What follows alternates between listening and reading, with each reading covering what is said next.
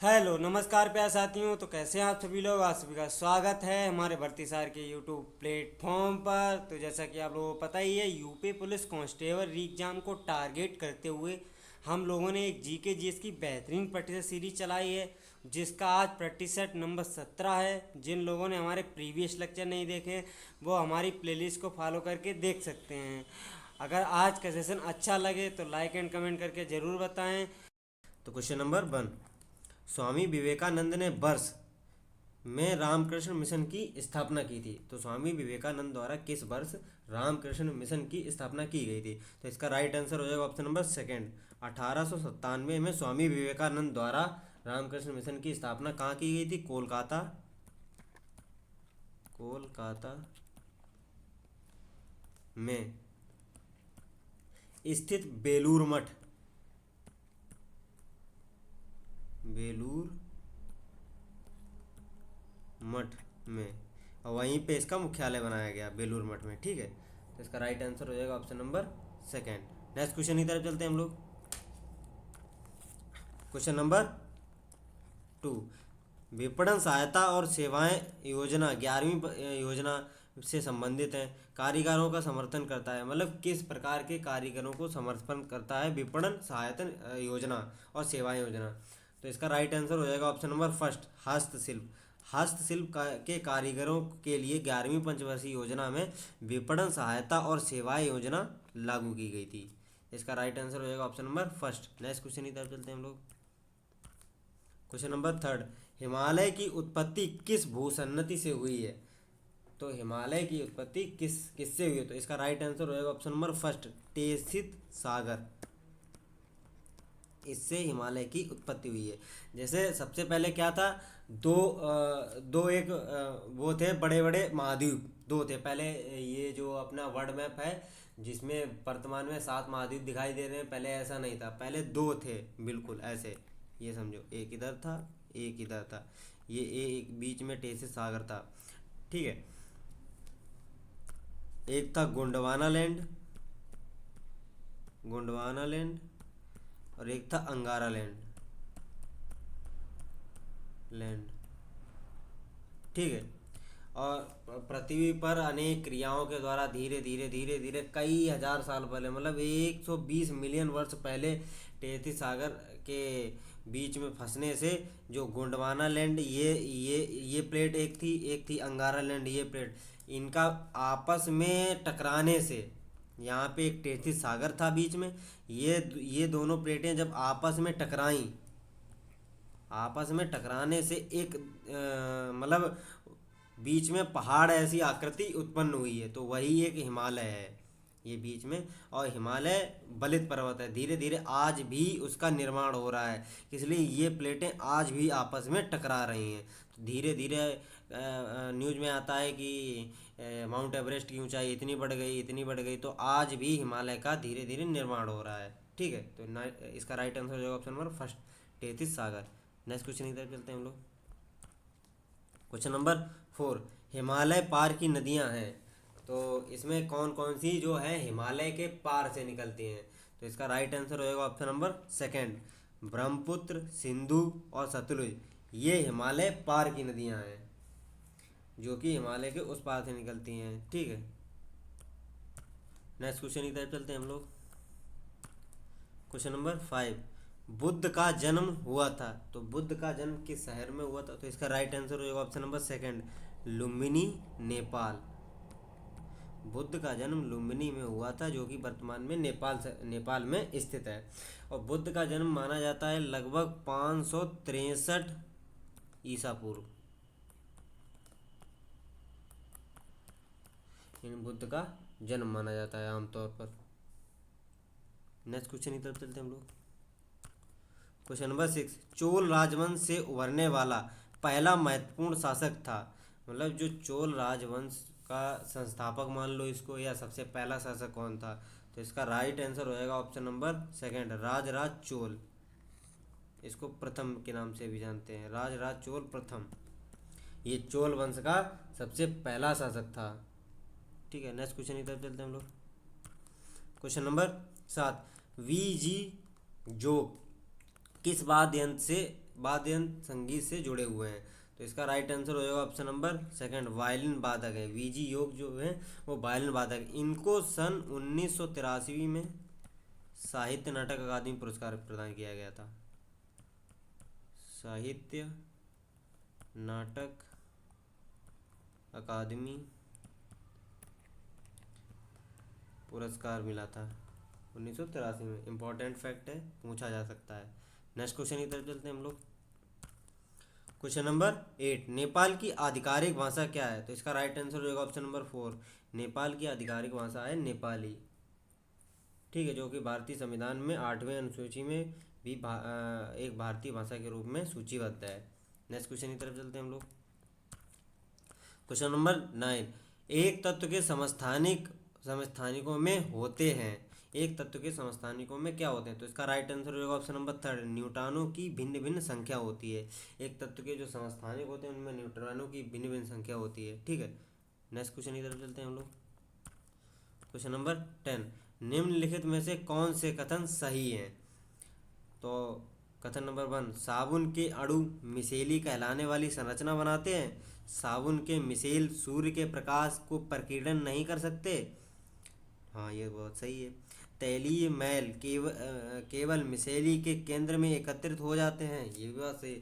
तो इसका right answer हो जाएगा option number 3, second and third दोनों सही हैं। ठीक है, नेक्स्ट क्वेश्चन की तरफ चलते हैं हम लोग। क्वेश्चन नंबर 11, भारतीय संविधान के अनुच्छेद 36 से 51 तक मुख्यतः राज्य के नीति निर्देशक तत्व से संबंधित हैं, जो कि भारतीय संविधान के किस भाग में वर्णित है? इसका राइट आंसर होगा ऑप्शन नंबर 3, भाग 4 में राज्य के नीति निर्देशक तत्वों का वर्णन किया गया। राज्य के नीति निर्देशक तत्व डीपीएसपी, यानी कि डीपीएसपी, डायरेक्टर ऑफ प्रिंसिपल्स। तो ये कहाँ से लिए गए? ये आयरलैंड के संविधान से लिए गए हैं।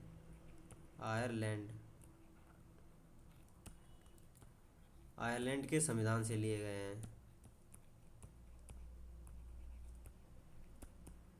ठीक है, तो इसका राइट आंसर होगा ऑप्शन नंबर 3। नेक्स्ट क्वेश्चन की तरफ चलते हैं हम लोग। क्वेश्चन नंबर 12, धर्म, मूलवंश, जाति, लिंग अथवा जन्म स्थान के आधार पर विभेद के प्रतिषेध भारतीय संविधान के मौलिक अधिकारों के किस वर्ग में आते हैं?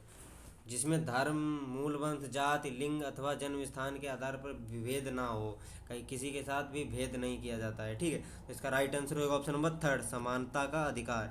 मतलब कोई अगर हिंदू धर्म का है, कोई मुस्लिम धर्म का है, तो इसके आधार पर किसी भी व्यक्ति में भेदभाव नहीं किया जा सकेगा। मूल वंश के आधार पर भी नहीं, जाति किसी की कोई जाति है, किसी की कोई जाति है, इसके आधार पर भी उसके साथ भेदभाव नहीं किया जाएगा।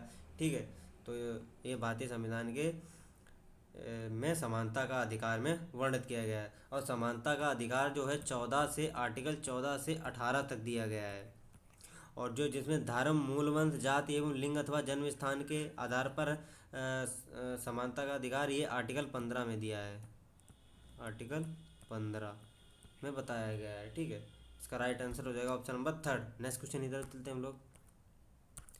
क्वेश्चन नंबर 13, किस प्रकार के एपिथेलियन ऊतक आहार नली के अस्तर अथवा फेफड़े की कूपिका में वर्णात्मक पारगम्य झिल्ली द्वारा पदार्थ के संवहन की अनुमति देते हैं? ठीक है, तो इसका राइट आंसर हो जाएगा ऑप्शन नंबर 1, सरल सेल की एपिथेलियम। ये इस प्रकार के ऊतक हैं जो वर्णात्मक पारगम्य झिल्ली के पदार्थों के संवहन की अनुमति देते हैं। ठीक है, नेक्स्ट क्वेश्चन की तरफ चलते हैं हम लोग। क्वेश्चन नंबर 14, जीवाणु, नील हरित शैवाल और साइनोबैक्टीरिया तथा माइकोप्लाज्मा किस जगत के जीव के उदाहरण है? तो इसका राइट आंसर हो जाएगा ऑप्शन नंबर 2, मोनेरा। ये मोनेरा जगत के उदाहरण है। मोनेरा जगत में एक कोशिकीय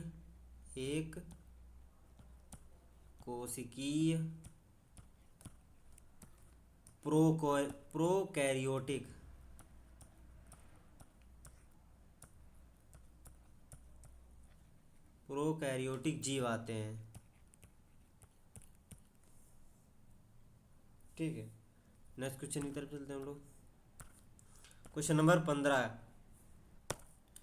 जब किसी वस्तु को तरल में रखा जाता है तो उस पर ऊपर की ओर बल लगता है, जिसे बल कहते हैं। मतलब जब किसी वस्तु को तरल में रखा जाता है तो उस वस्तु में ऊपर की ओर बल लगता है। जैसे मान लो किसी भी चीज़ को पानी में हम जब डिबोते हैं, कोई भी चीज़ हो, तो एकदम वो ऊपर की ओर उछाल मारती है। तो इसका क्या कारण है? तो इसका कारण है उत्प्लवन द्वारा। ऑप्शन नंबर फर्स्ट, फोर्थ इसका राइट आंसर हो जाएगा। और ये आर्किमिडीज सिद्धांत पर कार्य करता है। आर्किमिडीज, जैसे कि लोहे का जहाज पानी पर भी तैरता रहता है, ये इसी का सिद्धांत है, आर्किमिडीज का। ठीक है, नेक्स्ट क्वेश्चन की तरफ चलते हैं हम लोग। क्वेश्चन नंबर 16, जब किसी वस्तु को तरल में, ये रिपीट हो गया क्वेश्चन, नेक्स्ट पर चलते हैं। क्वेश्चन नंबर 17, आयतन के अनुसार वायु में 21% है। मतलब हमारे वायुमंडल में 21% क्या पाया जाता है? इसका राइट आंसर हो जाएगा ऑप्शन नंबर सेकंड। वायुमंडल में 21% ऑक्सीजन पाई जाती है और लगभग 78%, 78% नाइट्रोजन, 0.93% आर्गन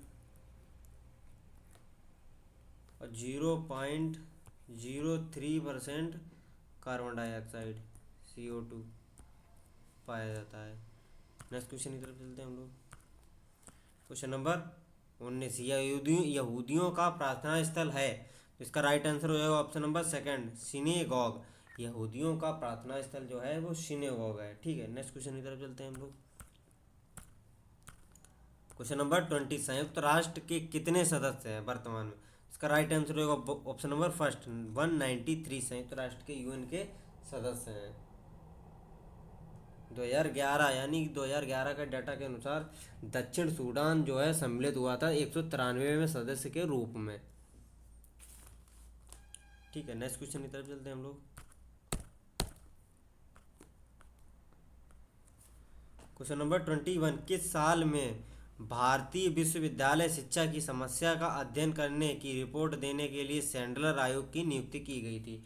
तो इसका राइट आंसर होगा ऑप्शन नंबर फर्स्ट, 1917 में भारतीय विश्वविद्यालय शिक्षा की समस्या को निपटाने के लिए सैंडलर आयोग की अध्यक्षता में ये आयोग बनाया गया, जिसमें सैंडलर ही अध्यक्ष थे।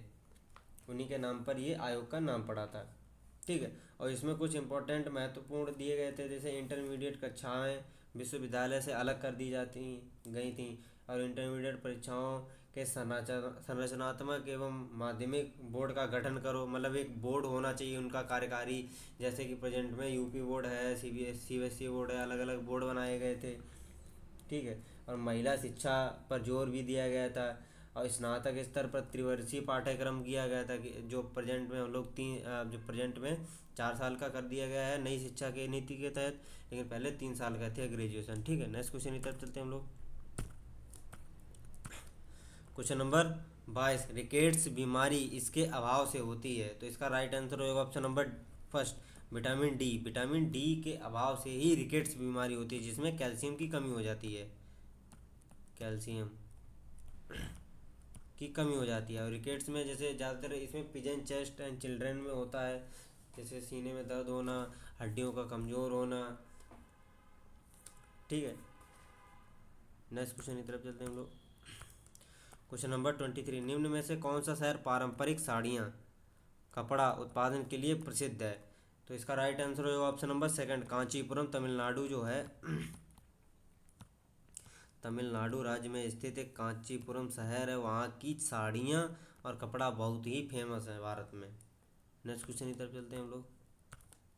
क्वेश्चन नंबर 24, भारतीय संविधान के कौन से अनुसूची संविधान द्वारा मान्यता प्राप्त भाषाओं की सूची दी गई है? तो इसका राइट आंसर हो जाएगा ऑप्शन नंबर थर्ड, 8वीं अनुसूची में। भारतीय संविधान की 8वीं अनुसूची में अनुच्छेद 344 से लेकर 351 तक भारतीय भाषाओं का वर्णन किया गया है, जिसमें कुल मान्यता प्राप्त 22 भाषाएं वर्णित हैं। 22 भाषाएं भारतीय संविधान में वर्णित हैं वर्तमान में, और जिसमें सबसे नवीनतम भाषाएं कौन कौन सी जोड़ी गई थी सन 2003 में। 92वां संविधान संशोधन कॉन्स्टिट्यूशन अमेंडमेंट द्वारा ये तीन चार भाषाएं जो जोड़ी गई थी, चार भाषाएं संथाली, मैथिली, बोडो और डोंगरी। संथाली, मैथिली, बोडो और डोंगरी, ये सबसे नवीनतम सम्मिलित भाषाएं हैं। 2003 में 92 में कॉन्स्टिट्यूशन अमेंडमेंट द्वारा भारतीय संविधान में जोड़ी गई थी। ठीक है, नेक्स्ट क्वेश्चन की तरफ चलते हैं हम लोग। क्वेश्चन नंबर 25, शिक्षा के अधिकार के अंतर्गत केंद्र और राज्य के बीच आर्थिक भार को किस अनुपात में बांटने पर सहमति प्राप्त हुई थी? तो इसका राइट आंसर हो जाएगा ऑप्शन नंबर फर्स्ट, 60:40 के अनुपात में शिक्षा के आर्थिक राज्य के बीच में अधिकार में बांटा गया था। ठीक है, और इसका अधिनियम था जो 2009 का। ठीक है, और जो कि 1 अप्रैल 2010 से पूरे भारत में लागू हुआ था। 2010 से पूरे भारत में लागू कर दिया गया था ये शिक्षा के अधिकार के अंतर्गत। ठीक है, केंद्र और राज्य का कितना कितना बंटवारा होना चाहिए। ठीक है, जबकि पूर्वोत्तर में विशेष राज्यों के लिए अनुपात था। पूर्वोत्तर में 90:10 था, मतलब 90% केंद्र की भागीदारी रहेगी और 10% ही राज्यों की भागीदारी रहेगी। नेक्स्ट क्वेश्चन की तरफ चलते हैं हम लोग। क्वेश्चन नंबर 26, सन 1969 में पहला दादा साहब फाल्के पुरस्कार पाने वाले प्राप्तकर्ता कौन थे? इसका राइट आंसर होगा option number third, Devika Rani. सबसे पहले दादा साहब फाल्के पुरस्कार देविका रानी को दिया गया था। भारतीय सिनेमा की प्रथम महिला एवं विख्यात हैं। ठीक है, और देविका रानी को किस फिल्म के लिए? फिल्म के करियर की शुरुआत 1933 में निर्मित कर्मा फिल्म से की थी देविका रानी ने। ठीक है, नेक्स्ट क्वेश्चन की तरफ चलते हैं हम लोग। Question number 27, the story of my experiment with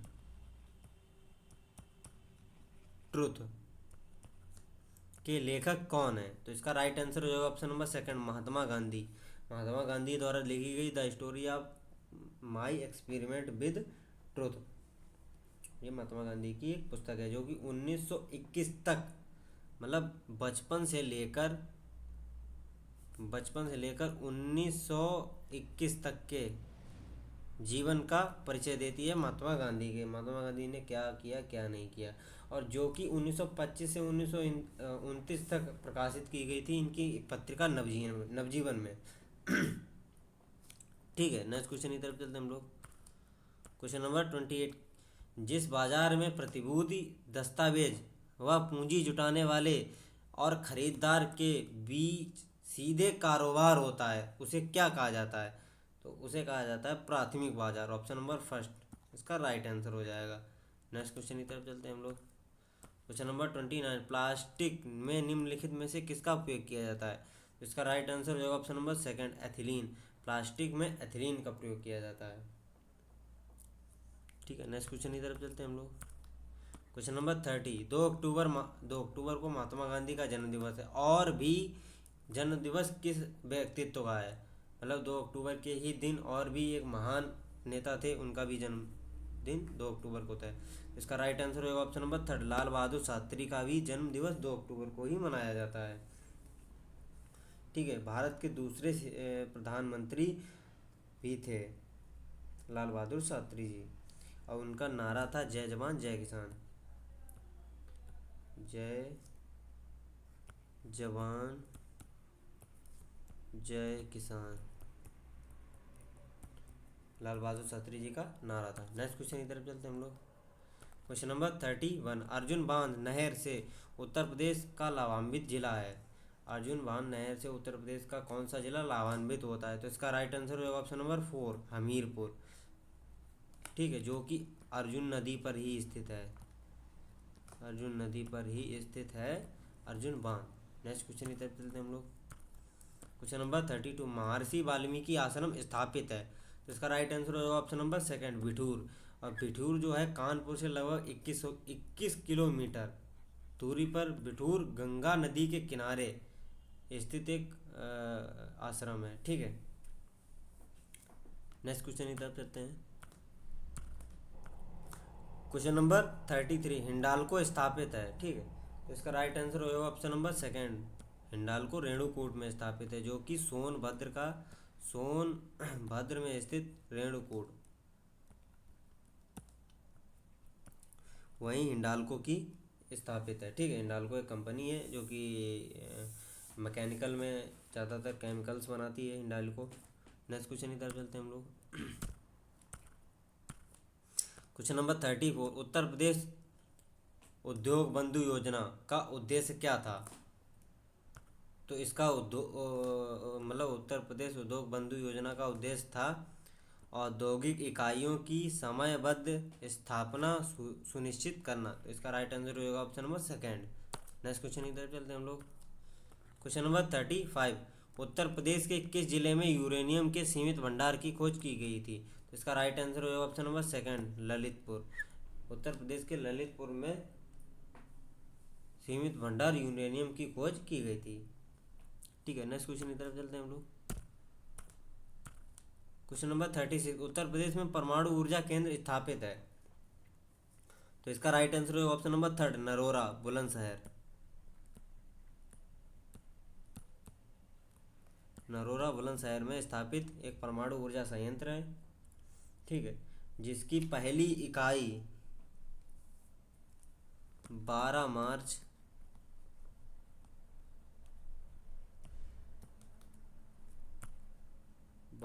1989 में स्थापित की गई थी।